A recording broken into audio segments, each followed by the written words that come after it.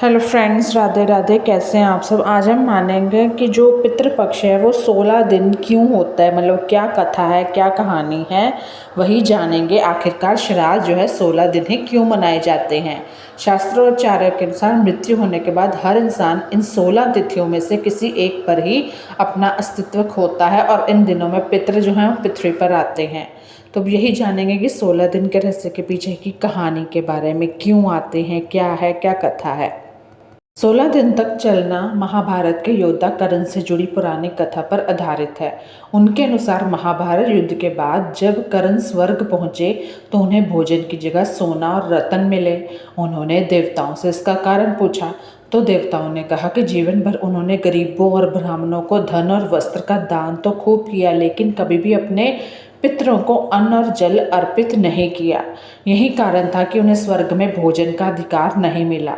तब कर्ण ने अपनी भूल स्वीकार की और देवताओं से प्रार्थना की कि इसके बाद उन्हें पृथ्वी पर 16 दिनों के लिए वापस भेजा जाए ताकि वे अपने पितर प्रसन्न कर सके।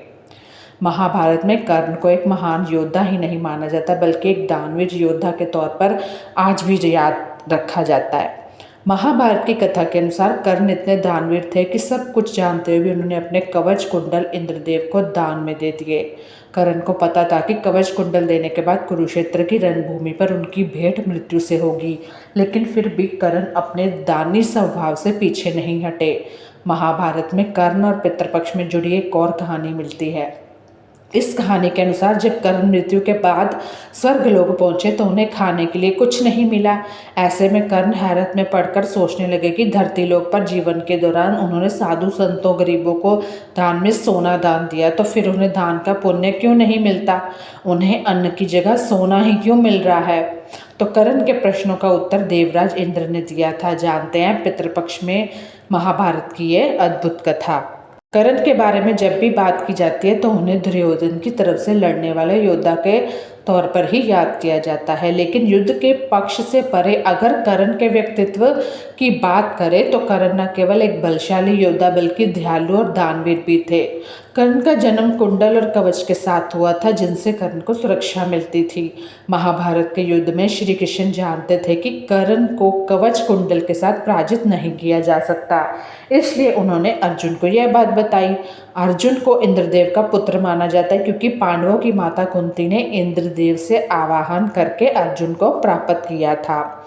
लेकिन अब जब जो आप धरती पर दोगे पितरों को या जो भी आप दान पुण्य करो वहीं आपको ऊपर मिलेगा। अच्छा वो मीठे वचन दोगे तो मीठे मिलेंगे, अच्छा दोगे तो अच्छा ऊपर जाके मिलेगा।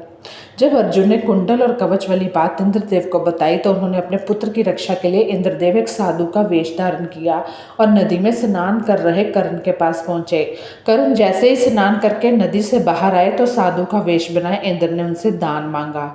कर्ण ने इंद्रदेव से कहा कि अभी अभी वे स्नान करके निकले हैं, इसलिए उनके पास कुछ नहीं है, वह राजमहल में जाकर साधु को कुछ दे देंगे। लेकिन साधु ने हठ किया कि उन्हें उसी समय दान चाहिए।